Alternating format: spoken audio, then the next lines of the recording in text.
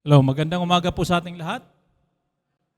Muli, maraming salamat sa Diyos sa pagkakataon na binigay niya sa atin upang tayo po ay makapagpuri at makapagsamba po sa Kanya. So, ngayon po ay araw po ng linggo, araw ng pagsamba, kaya po tayo narito upang sambahin po ang ating Diyos. Ano po?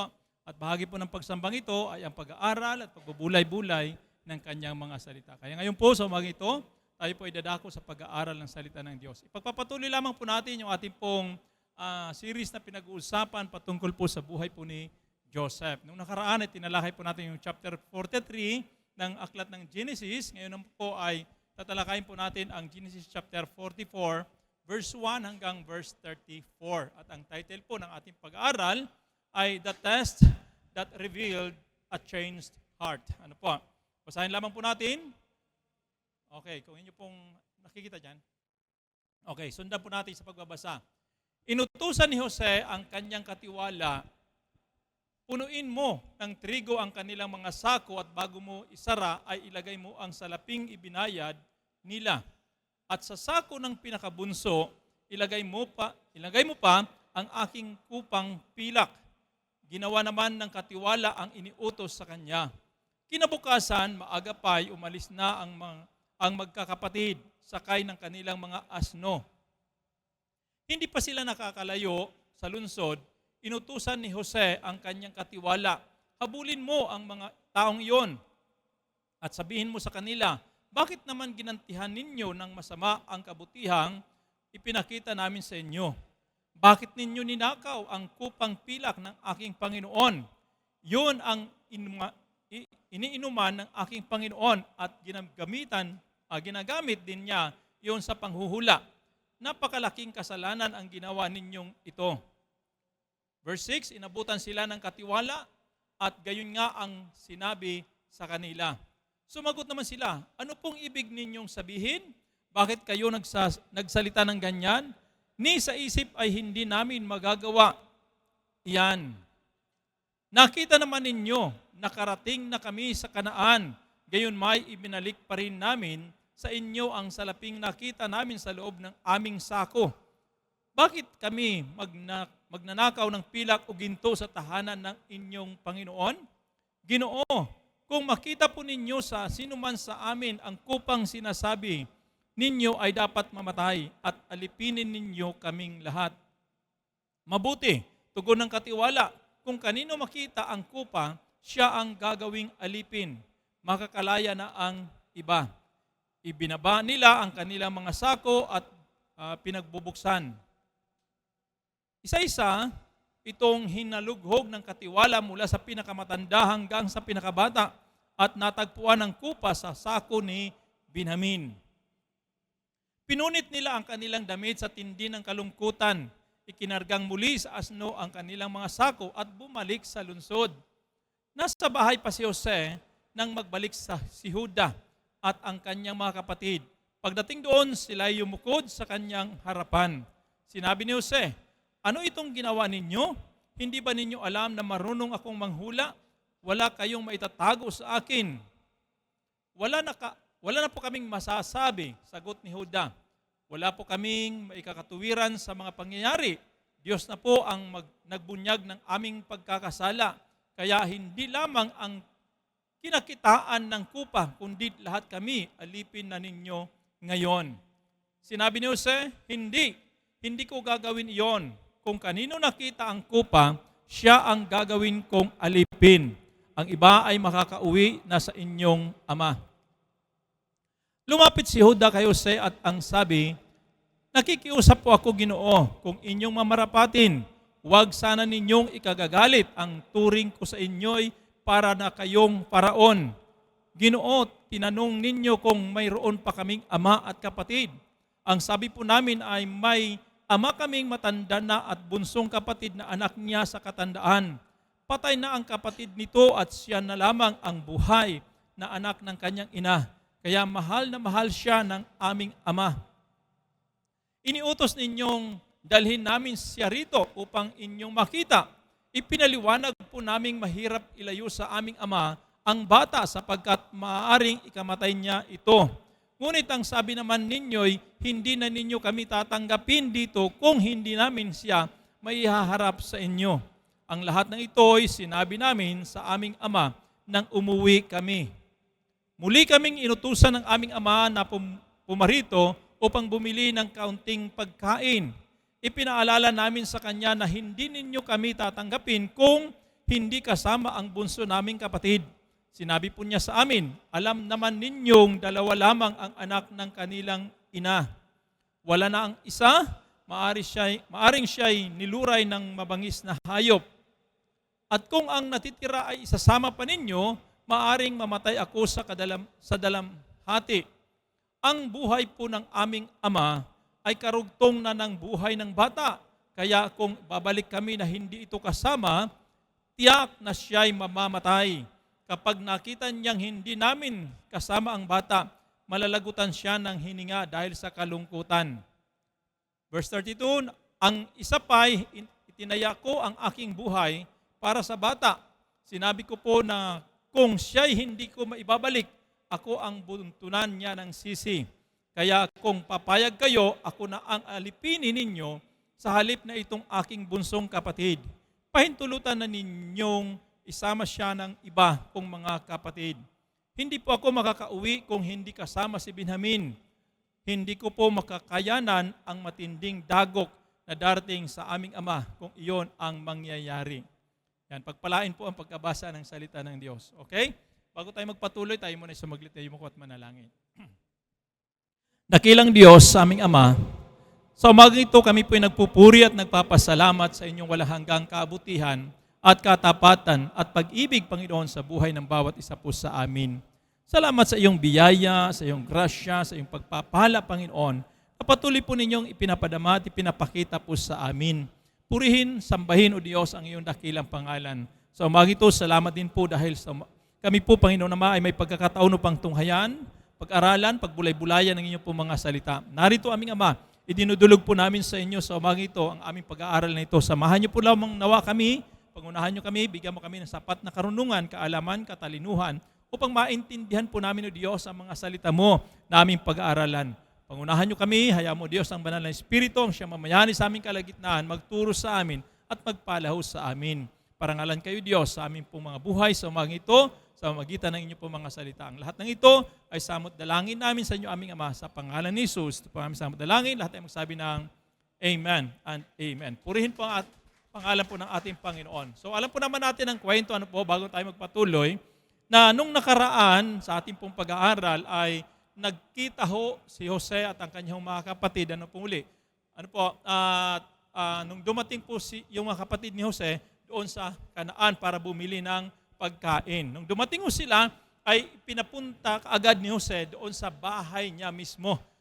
Kaya doon sa bahay ni Jose ay nagkaroon sila ng handaan, nagkaroon ng dinner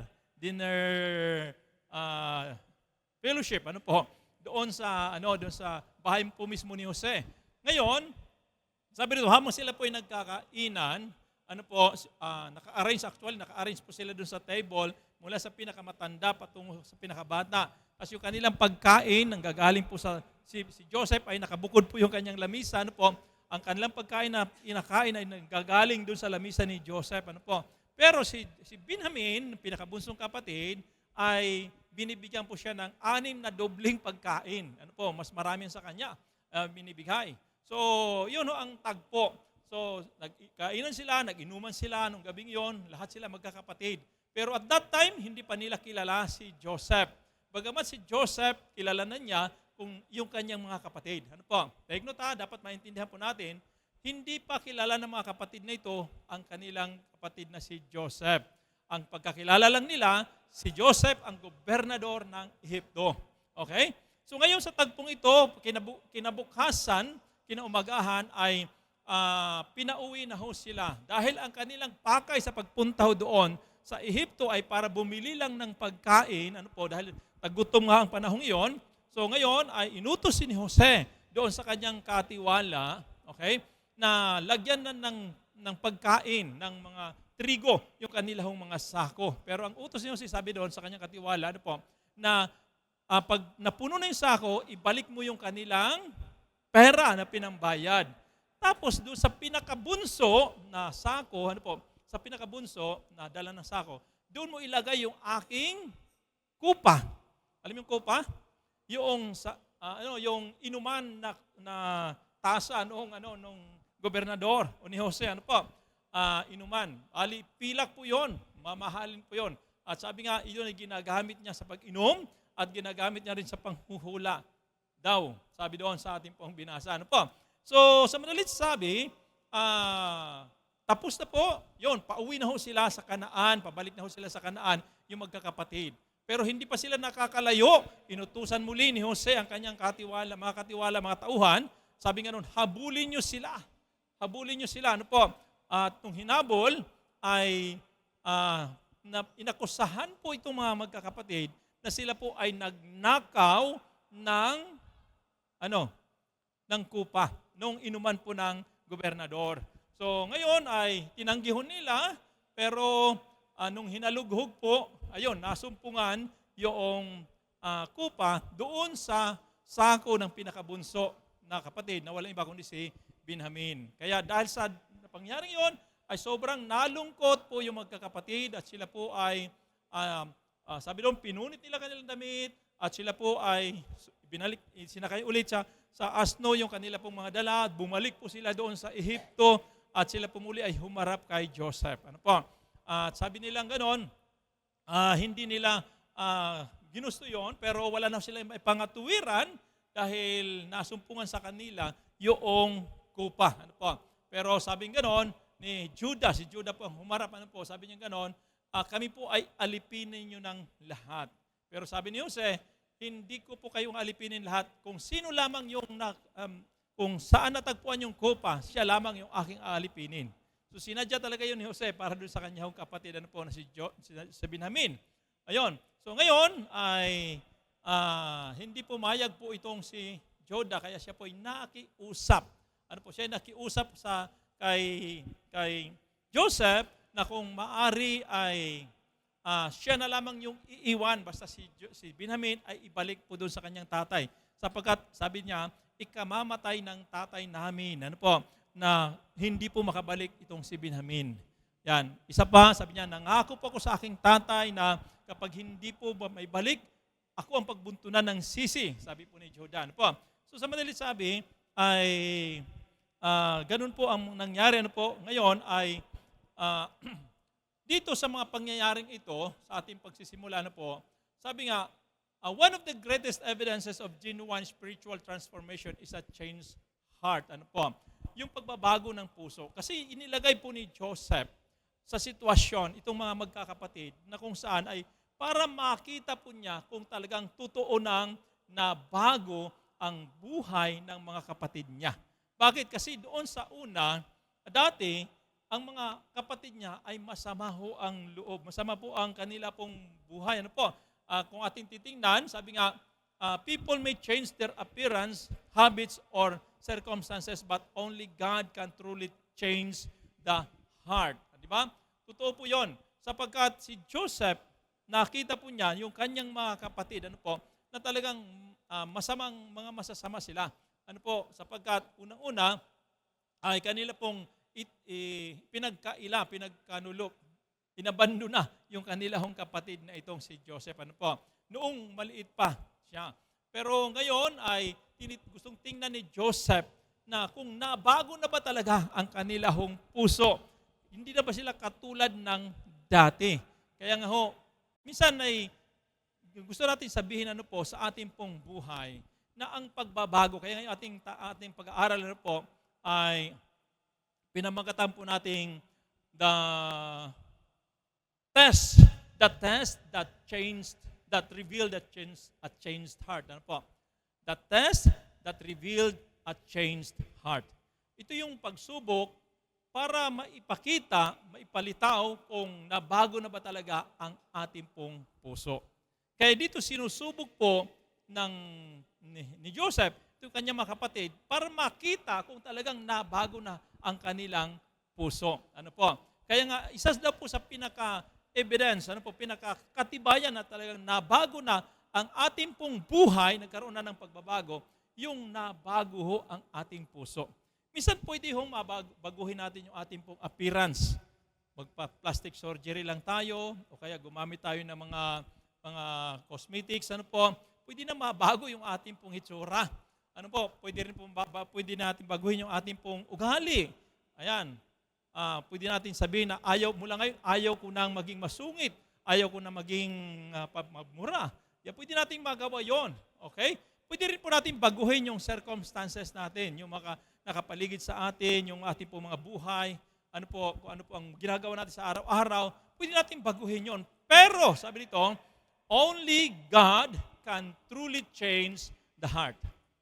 Diyos lamang ang talagang pwedeng magbago ng ating puso. Ayan. Kaya nga dito, inilagay po ni Joseph ang kanyang mga kapatid sa isang sitwasyon na para makita kung talagang totoong na bago na ba talaga ang kanilang puso.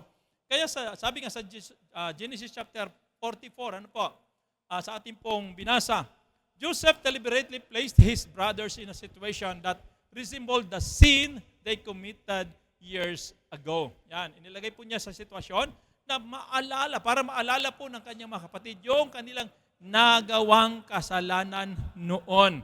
Kasi nakalimutan na nila, komportable na sila sa buhay ngayon, hindi nila naisip yung kanilang kasalanan noon. Pero dito sa kwento, sa pangyayaring ito, dito ipinapakita na gustong ipalabas ni Joseph yung kanilang nagawang kasalanan noon.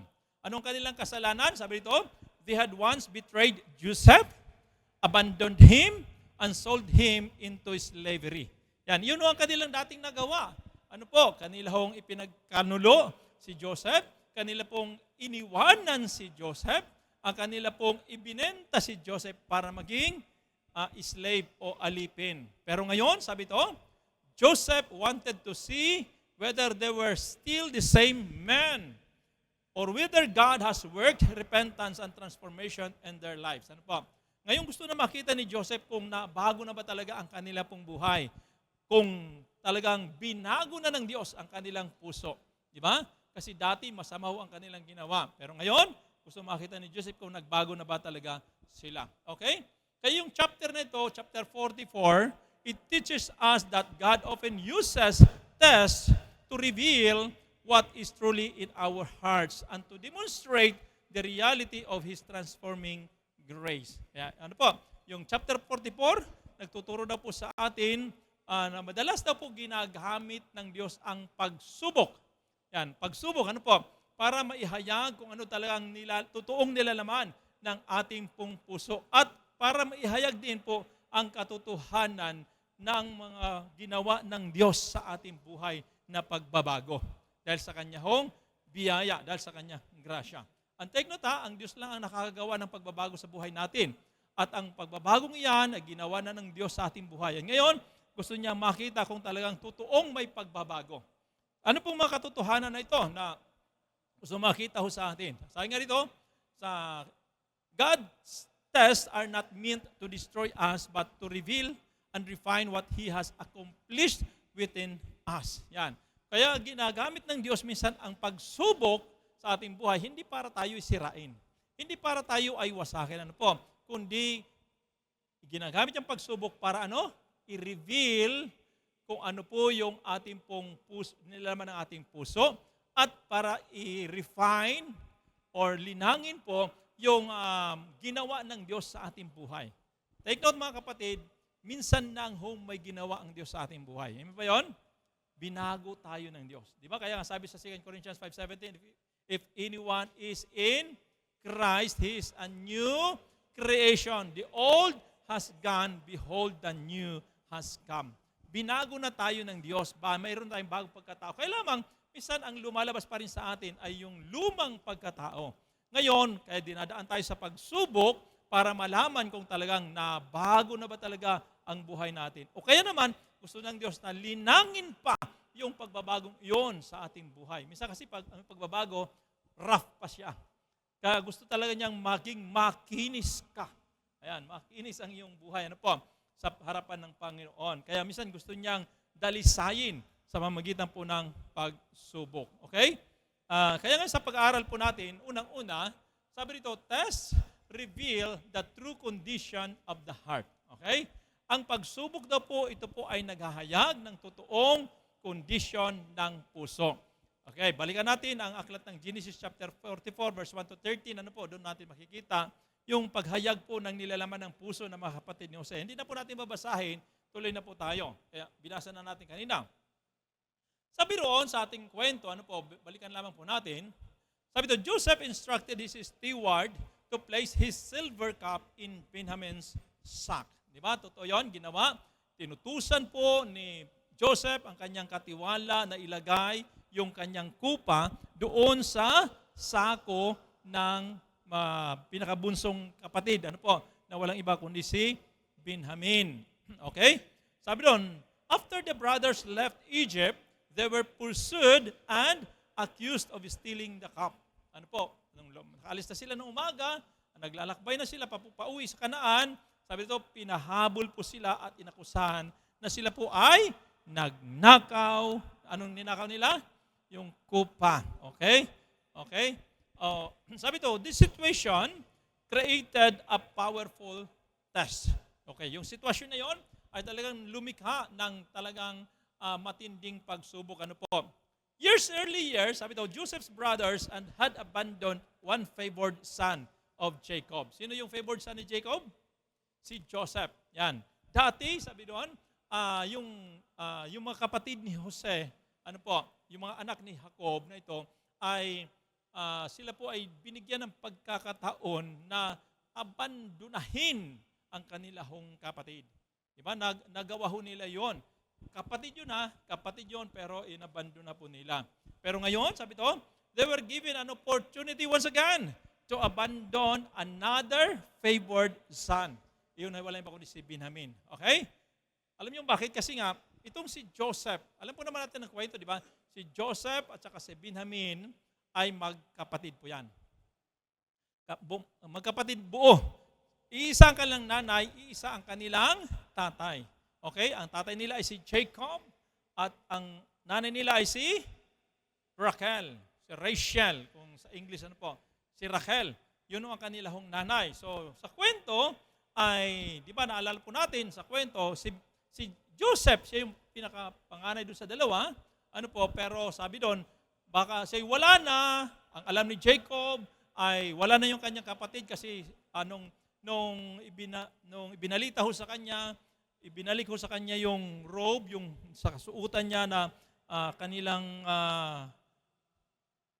naluray-luray na, tapos kanila pong itinubog sa dugo ng kambing, ng tupa, ano po, kaya nung nakita po ni Jacob, talagang paniwalang-paniwala ho siya na patay na yung kanyang anak na si Joseph. Sabi niya, nasa isip niya, mula noon hanggang ngayon sa kwentong ito, ay nasa isip niya mismo ay niluray ng hayop yung kanyang anak na si Joseph. Ano po? Pero hindi niya alam na buhay pa pala ito. Ano po? Pero ngayon, pangalawang pagkakataon, binabigyan ulit ng opportunity na po itong mga magkakapatid na abandonahin ang another favored son na walang iba kundi si Benjamin, yung pinakabunso. Sino kaya mas paborito? Si Joseph o si Benjamin? ni Jacob, Sa atin bunso, pero sa kanila ang mahalaga panganay. Oo. Sa atin, ang pinakamahalaga, bunso. Yan ang paborito. Kaya ako, paborito ako ng nanay ko kasi bunso ako eh. Okay, binigyan muli sila ng opportunity para abandonahin ang isa pang favored son na ito na wala yung kundi si Benjamin. Pero ano ang kanilahong tugon? Ang tanong natin ay ganito, would they save themselves and leave Benjamin behind? Yan, yun ang tanong natin. Kanila bang ililigtas lang ang kanilang sarili or iwanan ba nila si Benjamin o kanila itong pagmamalasagitan, kanila itong sasamahan, sa Bisaya uunungan, ano pa salita sa Tagalog? Okay, basta ganun yon. Ano po? So, pero the response, sabi ito, the response revealed a remarkable change. Bakit? Ano ang response nila? Hindi nila inabandona si Benjamin, pagkus ay kanila itong sinamahan. Ano po? Sapagkat mahal na mahal nila ang kapatid na ito. Okay? Kaya sabi ito, when the cup was found in Benjamin's sack, they did not abandon him. Instead, sabi ito, they tore their clothes in grief and returned together to the city. Hindi nila iniwanan si Benjamin, bago sila ay nalungkot, ano po, at kanilang pinunit yung kanilang damit. At sabi roon, sila po ay pinunit ang damit dahil sa kalungkutan, at sila po ay bumalik doon sa siyudad, sa Ehipto. Ano po, humarap muli sila kay Joseph. Okay? So, yung kalungkutan na ito na kanilang naranasan, naramdaman, ano po, sabi ito, their sorrow and unity, okay, demonstrated that their hearts were no longer ruled by jealousy and selfishness. Ano po? Yun ay pagpapakita na nabago na talaga ang kanilang puso. Yung kanilang pagkalungkot doon sa pangyayari at saka yung pagkakaisa nila bilang magkakapatid para samahan ang kanilang kapatid na si Benjamin. Ano po? Sabi ito, ito'y pagpapakita na hindi na po pinaghaharian ang kanilang puso ng inggit at pagiging makasarili. Hindi na pinagharian ang kanilang sarili, ano po, kanilang puso ng silos, ano po, o kaya inggit at pagiging makasarili. Okay? Ang naghahari sa kanilang puso ngayon ay ang pagmamalasakit na sa kanilang kapatid. Okay? Ano pong nakita natin sa kwento?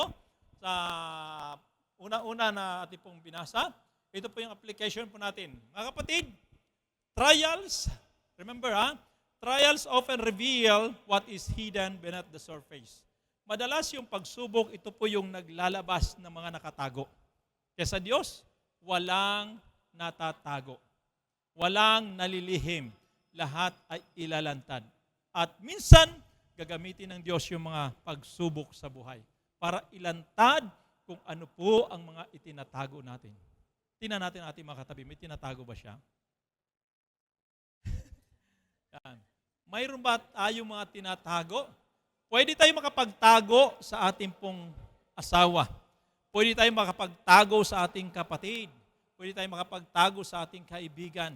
Pero sa Diyos, wala tayong maitatago. Lahat yan ay pwedeng ilantad ng Panginoon. Sabi nga, kung mayroong usok, mayroong apoy. Tama, di ba? Kapag mayroong usok, mayroong apoy. Di ba? Kahit anong tago mo ng apoy, lalabas at lalabas yung usok. Yan, mga kapatid, tandaan natin, walang maitatago sa Panginoon.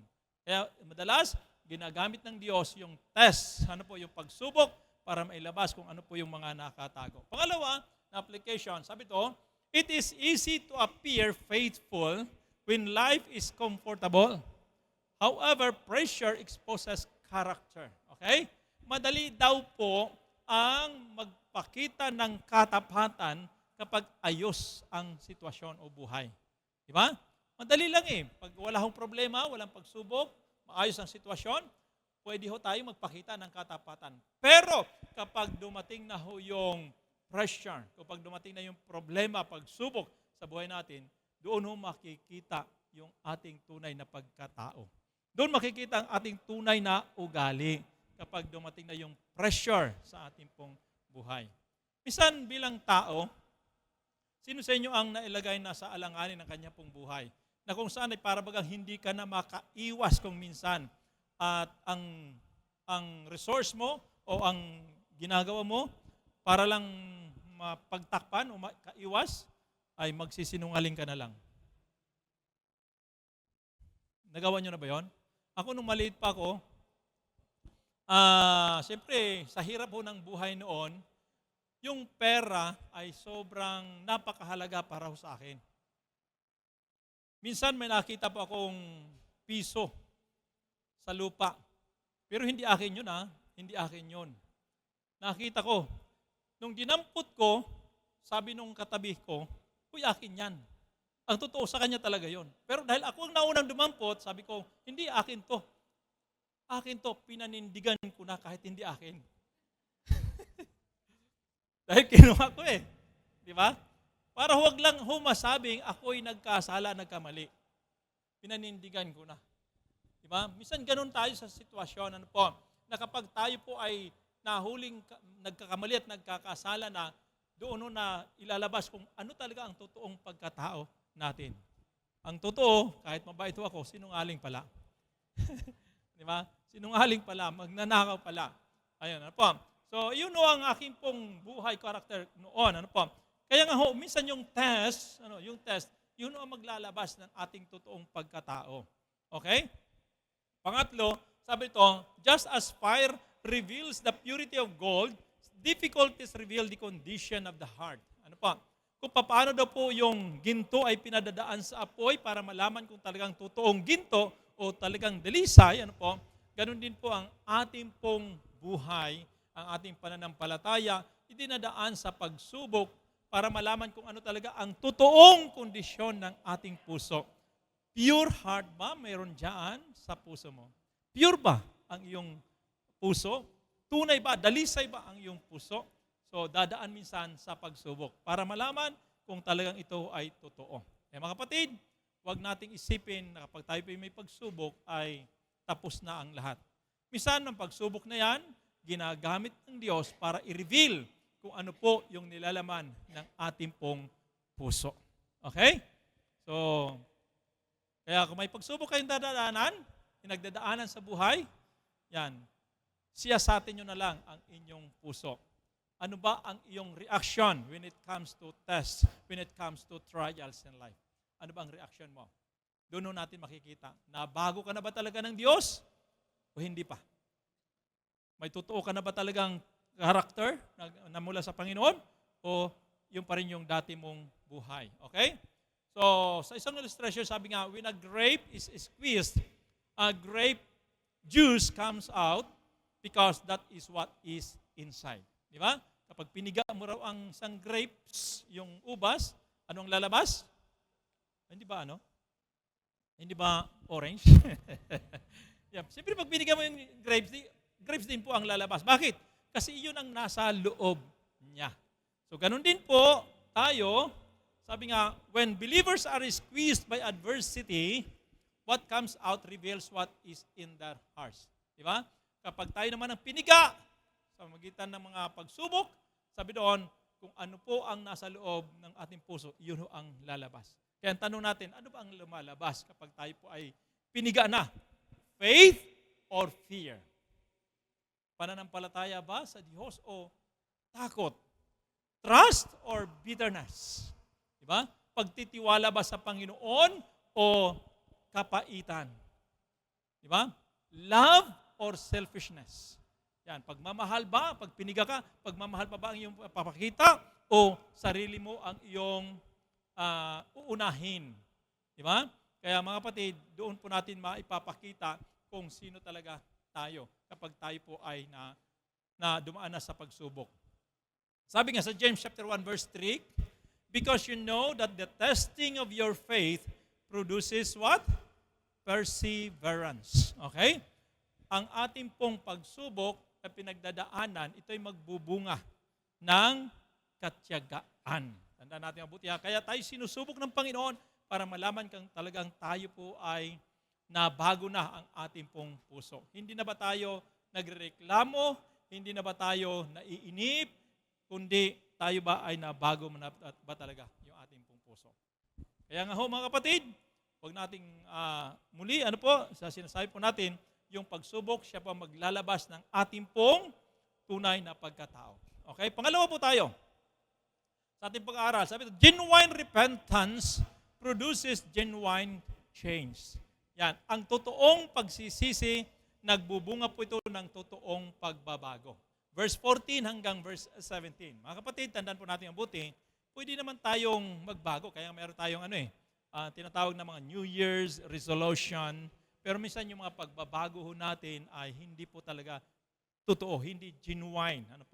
Pero ang genuine na pagbabago ay makakamtan lamang sa magitan po ng genuine repentance. Kapag totoo ang pagsisisi. Ano ibig sabihin ng repentance? Pagsisisi sa Tagalog. Yan, pagtalikod sa kasalanan. Okay? Kinuha ito sa salitang Greek na metanoia, ang ibig sabihin po noon a change of mind, pagbabago ng isip at puso at o pagtalikod sa kasalanan at pagbabalik loob sa Diyos. So, yun ang ibig sabihin ng repentance. Kaya kinakailangan genuine. Kasi pag hindi genuine yung repentance, babalik at babalik ka rin doon sa iyong dating kasalanan. Okay? So ito po, when Joseph's brothers stood before him, nung humarap na po sila kay Joseph, yung mga kakapatidan po, si Judah po yung nagsalita. Judah spoke these significant words. Ano po yung words na binanggit niya? Sa verse 16, sabi daw, God has uncovered your servant's guilt. Okay? Sabi dito, sabi ni Judah, doon kay Joseph, inilabas na husa ng Diyos. Yung nakatagong kasalanan namin. So ang sinasabi po ni ni Judah dito ay hindi lamang po yung silver cup. Kasi ang totoo noon, sabi dito, Judah was not merely referring to the silver cup nung sinabi niyang inihayag na ng Diyos yung aming kasalanan. Dating kasalanan. Hindi po yung silver cup kasi nga ang katotohanan, yung silver cup na kanila hong dala na nandoon sa sako ni Benjamin, hindi naman nila talaga ninakaw yon. Kaya hindi nila kasalanan yon. Pero dahil sila naakusahan at talagang wala na silang magawa dahil nasa kanila nasumpungan yung kopa, yun ang ebidensya, wala siya magawa. Pero ang sinabi po sa verse 16 ni Judah ay gusto niya sabihin, yung kasalanan na mayroon sila ay iyon yung nagawa nila dati kay Joseph. Okay? So ngayon, sabi rito, deep in his heart, he recognized that God was dealing with the guilt they had carried since their sin against Joseph years ago. Yun talaga ang iniisip po ni Judah, na ang ngayon, nung inireveal na ng Diyos ito ay dinidil na sila ng Diyos doon sa kanilang kasalanan. Kaya muli, mga kapatid, gusto po natin sabihin na wala ho kasing kasalanan na hindi ho pinagbabayaran. Meron bang kasalanan na hindi na binabayaran? Ang sabi ng Bible, for the wages of sin is death, kamatayan. Kaya actually, hindi lang ho kamatayan, minsan, halimbawa, nagkasala ka sa iyong kapatid. Nagnakaw ka. Anong kabayaran ho noon? Kapag nagnakaw ka, para ikaw ay mapatawad. Anong gusto mong kabayaran? Patay agad? Ibalik mo lang, papatawarin na kita. Minsan ganun lang, di ba? Ganun kasimple lang. Ibalik mo lang yung ninakaw mo, papatawarin na kita. Parang katulad nung nanakaw sa amin yung aking cellphone. Para sa akin, sabi ko, ibalik nyo lang yung SIM card, hindi bali yung cellphone. Kunin mo na yon. Yung SIM card, ibalik mo lang, kailangan ko yun. May GCash yun sa loob Matakay mo, 30,000 ang laman nun. GCash mawawala pa. Ngayon, ayaw talaga ibalik. So, tinuluyan na. Tinuluyan na namin i-demanda, sa pulis dahil nga hindi binabalik pati yung SIM card. Ang katotohanan ay hindi ho talaga naibalik yung SIM card. Yung cellphone ang naibalik. SIM card ang kailangan ko, yung cellphone lang ang naibalik. Pero wala na magawa. Buti na lang ay pwede pa naman palang papalitan yung SIM card. Kaya na-recover pa rin naman namin yon. Okay? So ang sinasabi po natin, ano ang magiging gusto mong kapalit doon sa kasalanan? Pwede ba kasi kung sinasabi ng Biblia, ang kabayaran ng kasalanan ay kamatayan. So ibig sabihin, every sin demands death. Diba? Kaya yung kasalanan natin, actually, lahat ng kasalanan natin ay nangangailangan po yon ng kamatayan. Ang kapalit noon, kamatayan. Ang kabayaran po noon ay kamatayan. And take note, kinuha na ni Jesus ang lahat ng yon. Kabayaran na yon. Kaya nga si Jesus na ang namatay para ho sa atin. And that's the reason kung bakit kahit nagkamali tayo, nagkasala tayo, o magkakasala pa man tayo, hindi na tayo mamamatay. Hindi na tayo mamamatay spiritually.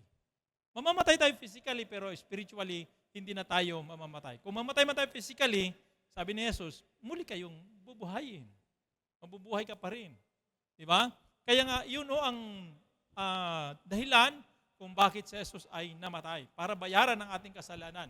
And because of that, tayo po ngayon ay hindi na mamamatay. Kaya nga sabi ni Jesus, ang sino mang sumampalataya sa akin ay mabubuhay kahit man siya ay mamatay. Siya ay muling mabubuhay. Okay? So ito po, si Joseph, ang nasa isip niya talaga yung, si Judah, ang nasa isip niya talaga, yung kanyang kasalanan, kanilang kasalanan na nagawa noon sa panahon po ni Joseph. Pero by this time, dahil sila po ay nabago ng puso, sabi ito, the brothers were no longer defending themselves. Instead, they were humbled before God. Ano po? Sila ay nagpakumbaba na sa harapan ng Diyos at sa harapan po ni Joseph. Hindi na nila pinagtanggol mismo ang kanilang sarili. Bakit? Sapagkat alam nila sila ho ay makasalanan. Diba? Alam ni Judah at alam mo ng mga kapatid ni Judah na sila ho ay talagang nakagawa ng kasalanan. Tayo, pag nakagawa tayo ng kasalanan, minsan napakahirap umamin sa kasalanan. Totoo hindi. Lalong-lalo na kapag ikaw ay, ang kaharap mo ay asawa mo. Ayaw umamin eh. Diba? Madalas ayaw umamin. Pag nahuli na, huling-huli na, ayaw pa rin umamin. Diba? Lalong-lalo na kapag alam mo na mapaparusahan ka, minsan ayaw mo umamin. Diba? Minsan mahirap talagang umamin sa kasalanan. Okay? Pero ito, si Judah, kasama po ng kanyang mga kapatid, sabi nga, hindi na nila dinipensahan ang kanilang sarili sapagkat alam nila na sila po ay talagang totoong nagkasala. Hindi dahil doon sa kupa, kundi dahil doon sa kanilang nagawa kay Joseph noong unang panahon. Okay? Sabi to, true repentance. Kaya siya ang pinag-aaralan po, genuine repentance produces genuine change. Ano po? Sabi to, true repentance is more than regret over consequences. Ano po? Ang totoo daw po na pagsisisi ay higit pa doon sa pagkalungkot natin sa kasalanan. Okay? It is a change of heart that results in a change of life. Yun na tunay na pagsisisi. Ito ho ay pagbabago ng puso. Sabihin po natin pagbabago ng puso. Na nagbubunga ng pagbabago ng buhay. Tama, di ba? Kaya masasabi po natin na bago ng buhay natin kapag nabago muna ang puso. Kaya ang lagi hong pinag-ugatan ng bagong buhay ay ang pagbabago ng puso. Kung hindi na bago ang puso, walang pagbabago ng buhay. Kahit pa nabago ho yung ating decision, pero yung puso, importante po yan na mabago. Okay? Sabi nga, years earlier, they sacrificed Joseph for their own benefit. Now, they were willing to suffer together rather than abandon Benjamin. Ano po? Dati, yung ginawa nila, sinakripisyon nila si Joseph. Di ba? Hindi nila alang-alang sa kanilang kapakinabangan. Kaya bakit? Kasi nga, sabi ni Judah, actually, nung panahong yon, nung ibininta po nila si Joseph doon sa mga Ismailita, sa mga ngalakal. Sabi ni si Judah nagsalita eh. Sabi ganon, huwag na natin patayin yung kapatid nating yan. Sabi niya ganon, kasi huwag natin ilagay sa ating kamay ang kanyang kamatayan, yung kanyang dugo. Ano po? Ibinta na lang natin siya sa mga ngalakal at makikinabang pa tayo. Yun yung salita ni Judah noon. Pero tingnan natin ang kanyang salita ngayon. Okay? Sabi to, ang kanyang ginawa ngayon ay siya na mismo yung humarap kay Joseph at hindi po para abandonahin si Joseph o si Benjamin, kundi siya po yung handa at willing na mag-suffer para kay Benjamin. Bakit? Kasi nga, sabi niya ganoon, wag na po si Benjamin ang alipinin niyo. Ako na lang.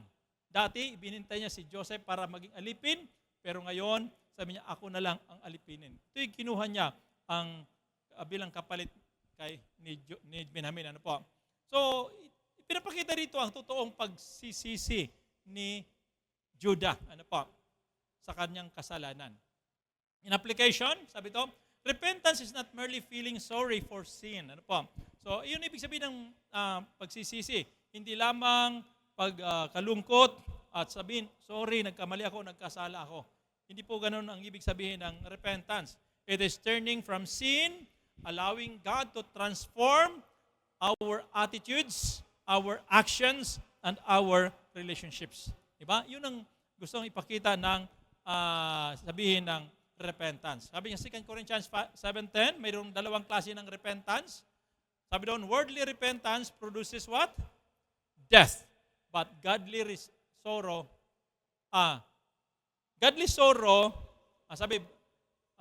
sorrow brings death. Ayun po. But godly sorrow brings repentance that leads to salvation and leaves no regret. Yan. Ang makalangit daw po na pagsisisi, yung totoo, genuine repentance yun yung makalangit na pagsisisi. Ito ay magdudulot po ng tunay na pagbabago at nakapagliligtas po sa atin. Pero yung worldly sorrow, yung makamundong pagkalungkot, di ba? Nagkasala ka, tapos nalungkot ka lang sa kasalanan, ito'y magbubunga lamang po ng kamatayan. Halimbawa, si Judas, di ba? Si Judas ay nagsisi ba? Nalungkot din siya. Nagsisi siya actually, pero yung kanya hong pagsisisi ay makamundo. Pagsisi. Ang tawag doon ay worldly sorrow. Pagkalungkot sa kasalanan na kanyang ginawa. Bakit? Kasi nga, nalungkot siya pero nagpakamatay pa rin siya. Bakit? Kasi nga, nagkaroon siya ng tinatawag na self-pity. Okay? Pero ang godly sorrow, yung pagkalungkot na maka-Diyos talaga, magdudulot po ito ng totoong pagsisisi na makapagliligtas po sa iyo. Kaya iyon ang hinahanap ng Panginoon sa atin. Genuine repentance, na siya pong magdahatid sa atin tungo po sa kaligtasan. Okay? Sa isang illustration, tingnan po natin. Tayo ba ay nagkakamalit, nagkakasala pa? Kapag tayo nagkakasala, nagsisisi ba tayo? May kausap ba ako? Sino sa inyong hindi nagkakasala? Taas ang kamay. Di ba? Lahat tayo makasalanan. Hindi, makasalanan ngayon kasi nagsisinungaling. Di ba? Hindi lahat na tayo ay nagkakasala. Tumaas man tayo ng kamay o hindi. Talagang makasalanan tayo. Kasi pag hindi ka nagtaas, nagsisinungaling ka. Lahat tayo makasalanan. Totoo yan. Pero kapag tayo nagkakasala, ang tanong, nagsisisi ba tayo? At kapag tayo nagsisisi, totoo bang pagsisisi ang ating ginagawa? Or kunwari lang nagsisi? Nalungkot lang sa kasalanan. Pero sabi nga sa illustration, a pig and a sheep may both fall into the mud. To the mud. The pig enjoys staying there, but the sheep struggles to get out. Di ba? Pwedeng mahulog kapwa yung baboy at saka yung tupa sa putikan. Pero yung baboy kapag nahulog sa putikan, anong ginagawa? Nagsiswimming pa, nag-i-enjoy pa yon sa putikan. Di ba? Pero yung tupa kapag nahulog po sa putikan, siya po ay pupumiglas, magsisikap talaga na makaalis doon. Bakit hindi siya mag-i-enjoy? Sabihin po natin sa ating katabi, hindi ka baboy. Ikaw ay tupa. Diba? Tupa tayo ng Panginoon. Kaya mga kapatid, ibig sabihin, dapat hindi tayo nag-enjoy sa kasalanan. Diba? Kapag nahulog tayo sa kasalanan, aahon at aahon tayo. Aalis at aalis tayo doon sa kasalanan na yon. Kasi hindi tayo baboy. Tayo po ay tupa. Yan. Ang kalabaw, nakita na ba yung kalabaw? Saan naliligo ang kalabaw? Sa probinsya, kung kayo nakakita ng kalabaw, mayroon talaga silang sariling paliguan. Pero yung iba, pinapaligo doon sa ilog. Sa taas, yung mga tao naman doon sa baba. Bihira.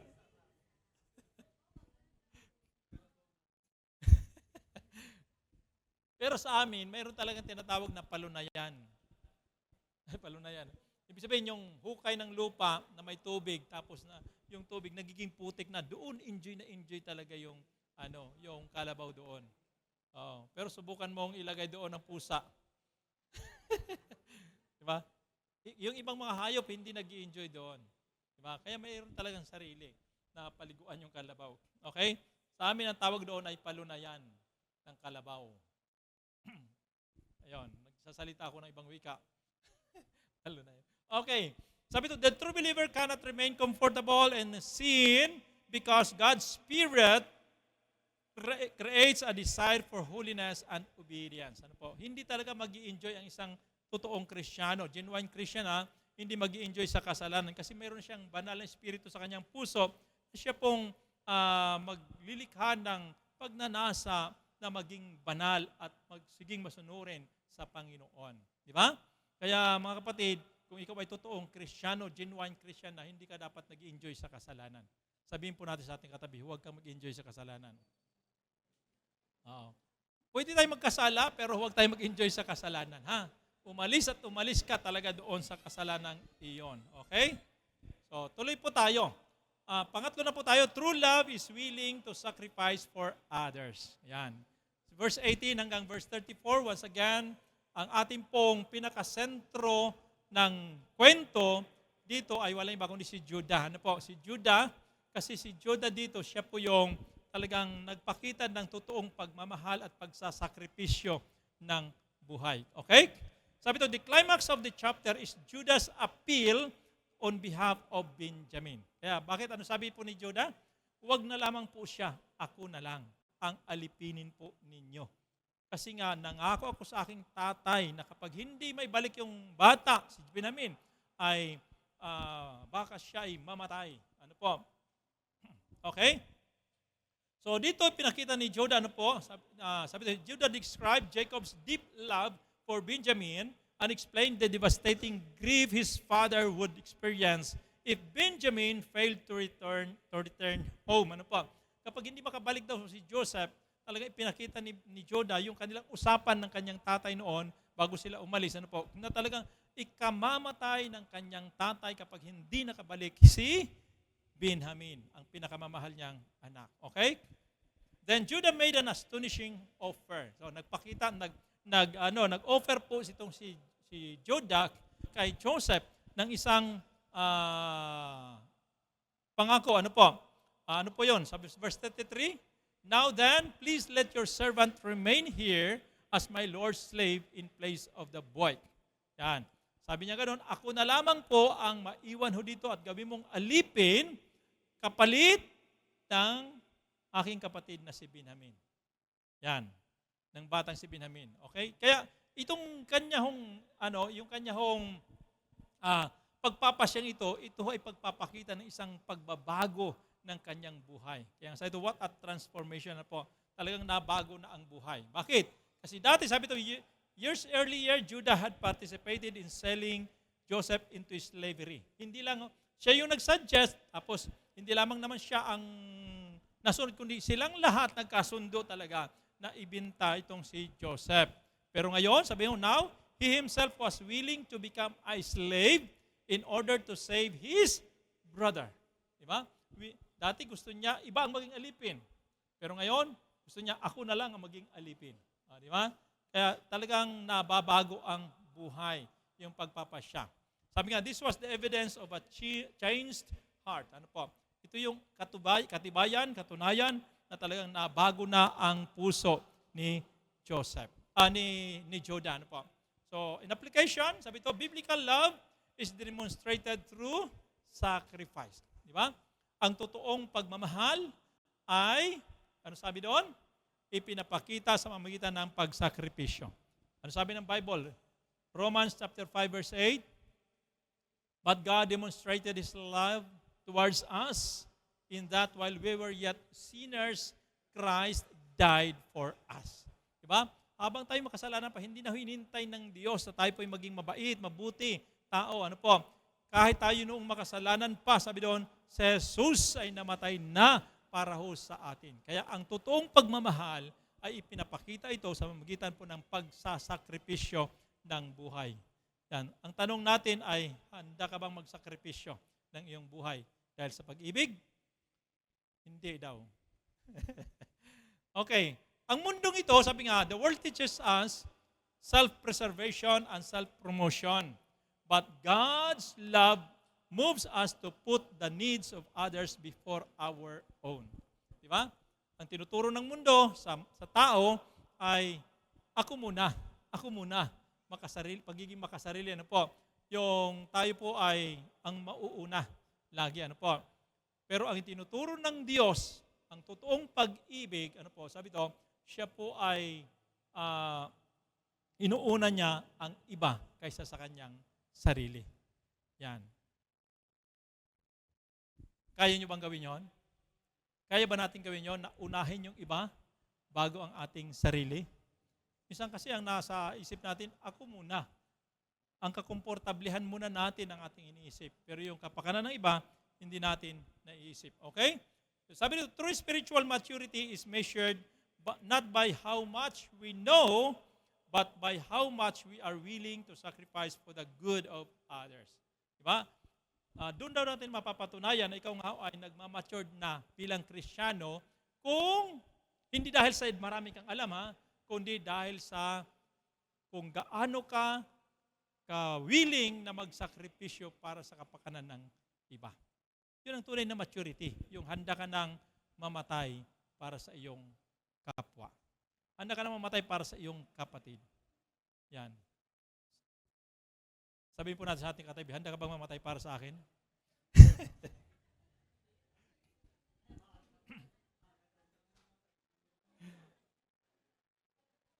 Minsan kasi, di ba? Wala tayong ibang kaya sabi, okay, basahin po natin. Sabi John chapter 15 verse 13, sabi doon, greater love has no one than this, to lay down one's life for one's friends. Yan, wala daw pong higit na pag-ibig kaysa rito na handa siyang ialay ang kanyang buhay para sa kanyang kaibigan. Okay, handa siyang ialay ang kanyang buhay para sa kanyang kaibigan. Kung kapatid, minsan handa pa tayo mag-alay, pero pag kaibigan lang, hindi ka dugo, mukhang mahirap di ba? Pag tinatanong tayo, handa ka bang mamatay para sa iyong kapwa? Ang sagot agad ay hindi. Bakit? Ako mamamatay? Anak ko, papatayin ko to. Unahin ko na. Unahin ko na. Isa pa mauna mamatay. Diba? Minsan ayaw talaga, hindi natin kaya magsakripisyo. Pero tandaan natin mabuti mga kapatid, ang Panginoon, ginawa niya yon para sa atin. Hindi ho tayo kapatid. Hindi po tayo kaibigan ng Panginoon. Tayo ay kaaway ng Diyos. Pero siya ay namatay para ho sa atin. Diba? Ganun kadakila ang pag-ibig ng Panginoon para sa bawat isa po sa atin. Okay? Mga kapatid, ito, titingnan natin bibigyan ko lang kayo ng tip kapag kayo po nagbabasa ng Bible.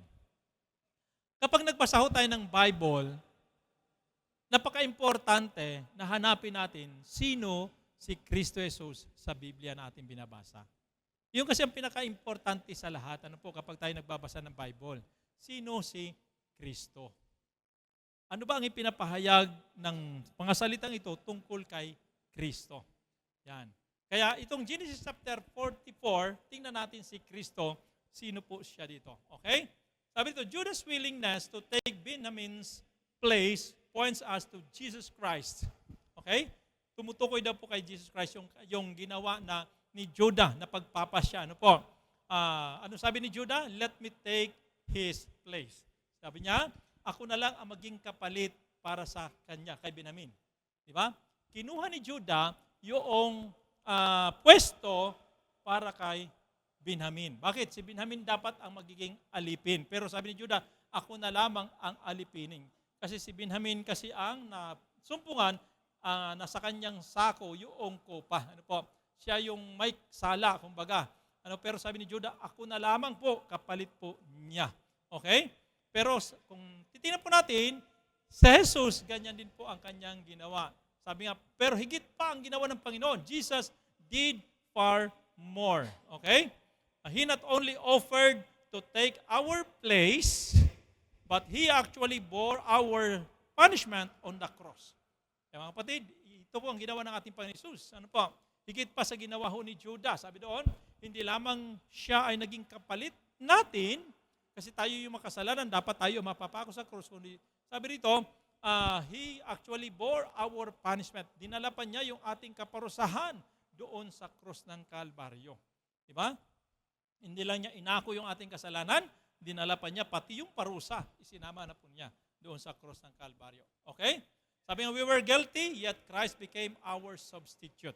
Tayo yung makasalanan, pero si Jesus, sabi ng Bible, ang naging kasalanan para ho sa atin. Kaya siya yung itinuring na makasalanan, siya yung pinako. We deserve judgment, but He took our condemnation upon Himself. Diba?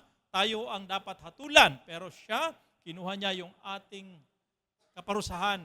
Ano po, yung hatol na para sa atin, kinuha niya doon sa krus ng Kalbaryo. Kaya sabi sa Isaiah 53 verse 5, but He was pierced for our transgressions, He was crushed for our iniquities. Di ba? Siya ho ay inulos dahil sa ating mga pagsalansang at siya po ay dinurog dahil sa ating kasalanan. Di ba? Kaya yun ang ginawa ng ating Panginoon Kristo. Kumbaga, yung ginawa ni Judah, sabi nga, Judah's sacrifice was a shadow, but Christ's sacrifice is the fulfillment. So, sino si Kristo doon? Sa ginawa ni Judah, siya po yung Kristo na naging kapalit sa kasalanan natin. Okay? So, mga kapatid, yun na isa sa dapat po natin makita. Yung pagpapasya ni Judah, yun din po ay ginawa ho ni ating Panginoon Kristo. Okay? Sa ating pagtatapos, marunong magbasa eh. Kahit hindi pa banggitin, natayo na agad eh. Okay. Genesis chapter 44 teaches 3 powerful lessons. Ano po? Ito yung 3 lessons. Number 1. Test, reveal the true condition of the heart. Diba? So, yun natin pinag-aaralan kanina pa, na yung pagsubok, ito yung maghahayag ng totoong kondisyon ng ating pong puso. Pangalawa, genuine repentance produces genuine change. Okay? Pangatlo, true love is willing to sacrifice for others. Yan. Okay. Sabi ito, Joseph's brothers were no longer the same man who sold him into slavery. God's work in their hearts became evident through their actions. Diba? Nabago talaga ang buhay po ng mga magkakapatid. Ano po, hindi na sila katulad ng dati na talagang sila po ay makasalanan, gumagawa ng kasalanan. Ano po, ngayon nabago na talaga sila, handa na silang magsakripisyo para sa kanilang kapatid. Okay? So ngayon, sa ating pong pagtatapos, ano po, itong invitation para sa atin. What do our trials reveal about our heart? Kapag dumaan tayo sa pagsubok, kapag dumaan tayo sa problema, pagsubok ng buhay, ano ang ilalabas ng ating pong puso? Ano pong ilalabas ng ating puso? Fear or faith? Love or selfishness? Trust or bitterness? Diba? Ano bang nilalabas ng ating pong puso? Kaya, mga kapatid, once again, kung anong laman ng puso, yun din po ang lalabas sa ating pong buhay. Kapag ang laman ng ating puso ay punong-puno ng pasakit, punong-puno ng galit, puot, pag dumaan tayo sa pagsubok, baka wala tayong gawin, kundi murahin yung nakapaligiran natin. Di ba? Kaya kinakailangan, ang laman ng ating puso ay ang bunga ng banal na Espiritu. Okay? Pangalawa, is there evidence of genuine repentance and transformation in our life? Mayroon na bang katibayan daw po? Mayroon na bang katibayan ng totoong pagsisisi at pagbabago ng ating pong buhay? Simula nang tayo nakakilala sa Panginoon, ang tanong, may nabago na ba sa buhay po natin? At ang pagbabago ba niyan ay genuine? Totoo ba talaga? O baka naman ay sama-sama lang? Kaya lang ho tayo ay nasa church dahil isinama lang. Alam niyo po, kapag ikaw ay napasama lang, sa rapture, hindi ka kasama. Sa church, pwede kang sumama. Pero sa rapture, hindi ka pwedeng sumama. Kasi sama-sama ka lang eh. Di ba? Ang hinahanap ng Diyos, kasi ang requirements ng rapture, kinakailangan genuine repentance, genuine Christian. Yan, di ba? Hindi yung sasama-sama lang dahil invite, tapos pagdating doon ay uwi naman ulit, tapos pupunta lang kasi in-invite. Pag hindi na in-invite, hindi na pupunta. O kaya pa naman pagka dumating sa pagsubok, ayaw na rin. Diba? Kinakailangan genuine. Ano po? Totoong nagsisi at nagbago ang kanya pong buhay. Okay? Ang pangatlo, are we willing to sacrifice for others as Judah did? Nakahanda ba tayo magsakripisyo katulad ng ginawa ni Judah? Yan. Sabihin po natin sa ating katabi, handa ka ba magsakripisyo? Para kanino?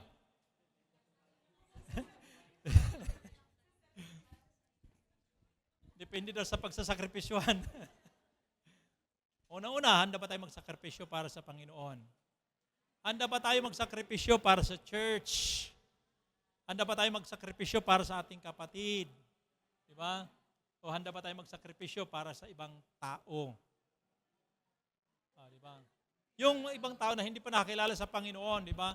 Na kailangan natin silang akayin sa Panginoon kahit mainit, kahit maulan, kailangan natin puntahan para ma-evangelize lang, sakripisyo ang kailangan. Dahil kung wala tayong pagsasakripisyo, wala hong bunga, wala hong mailalabas na bunga. Okay? So, importante po yun. Are we willing to sacrifice for others as Judah did? Okay. And most importantly, sabi ito, have we trusted Jesus Christ who sacrificed Himself in our place? Yan ang pinaka-importante sa lahat. Tinanggap na ba natin, pinagkatiwala na ba natin ang ating puso, ang ating buhay kay Kristo na siyang nagsakripisyo para ho sa atin. So kayo na lang po ang sumagot doon sa mga tanong. Ano po?